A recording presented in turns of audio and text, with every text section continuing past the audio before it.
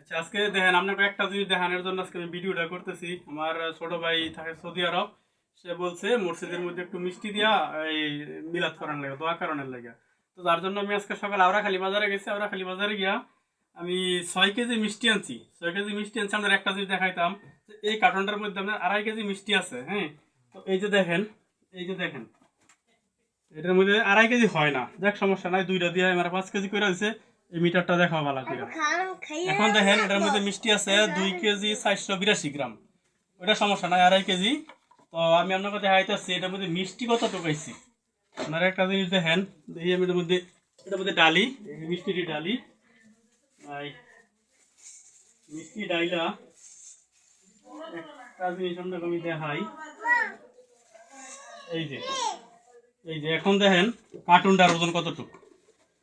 দেখি বাবা, একটু সাইড দাও, তুমি সাইড দাও।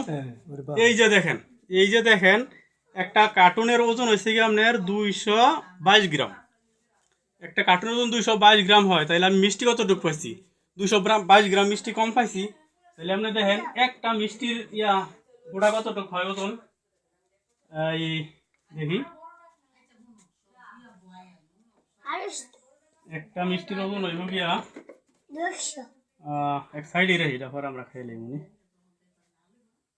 আচ্ছা দেখেন, 222 গ্রাম হইতে চিন্তা করেন কারবার একটা মিষ্টি দেখেন এখনো 222 গ্রাম হয় না।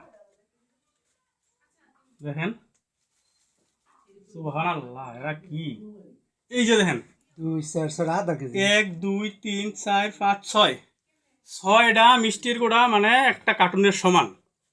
তাইলে আপনারা চিন্তা করেন, এই দেখেন যে ওনারা আছে সামনে, 6টা মিষ্টির গোড়া সমান হচ্ছে কি আপনার একটা কার্টুন। তাইলে আমি এখন আজকে মনে করেন, এই যে দেখেন আমি 6 কেজি মিষ্টি আনছি।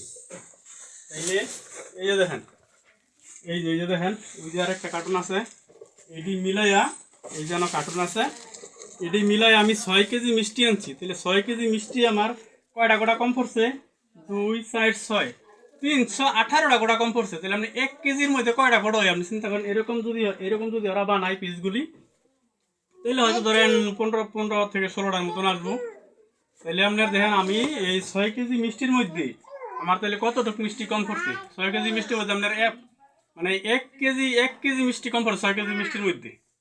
তো এরকম যদি হয় দেশের অবস্থা, তাহলে কেমনি গো? আমি এই সোশ্যাল মিডিয়ার মাধ্যমে ভ্রাম্যমাণ আদালতকে আমি অনুরোধ করব যে আপনারা এই কার্টুন কোম্পানির প্রতি একটু সুদৃষ্টি দেন। এই কার্টুন কোম্পানিগুলি কোন দিকে আছে, এরা কিভাবে কার্টুনগুলি বানাইতেছে, কার অর্ডারে বানায়, আপনারা একটু দেখেন। আমি ভ্রাম্যমাণ আদালতকে সবিনয় অনুরোধ করবো আপনারা এই বিষয়টা একটু ফলো করেন। আর আপনাদের মাধ্যমে দেশের অনেক এই দুর্নীতিগুলি, যেসব দোকানদারগুলি আছে, এরা অনেক সতর্ক হইতেছে, আপনারা অনেক এদেরকে শাসন করতেছেন। তো আমি আজকে অনুরোধ করব এই মিষ্টির কেনার জন্য, মিষ্টি কেনার পর থেকে আমার এটা একটা নতুন অভিজ্ঞতা। আমি দোকানদারকে অনেক বলেছি, বলছে ভাই আমরা কি করবো, আমরা কিনা নি কার্টুন। তো ওরা নিজেরাই অর্ডার দেয় না কার্টুন কোম্পানি ইচ্ছা করেই বানায়। তো আমি ভ্রাম্যমাণ আদালতকে অনুরোধ করবো যে আপনারা এই মিষ্টির কার্টুন কোম্পানিকে একটু ওদের দিকে একটু সুদৃষ্টি দেন, এদেরকে ধরেন এবং এদেরকে আইনের আওতায় এনে সুব্যবস্থা করেন।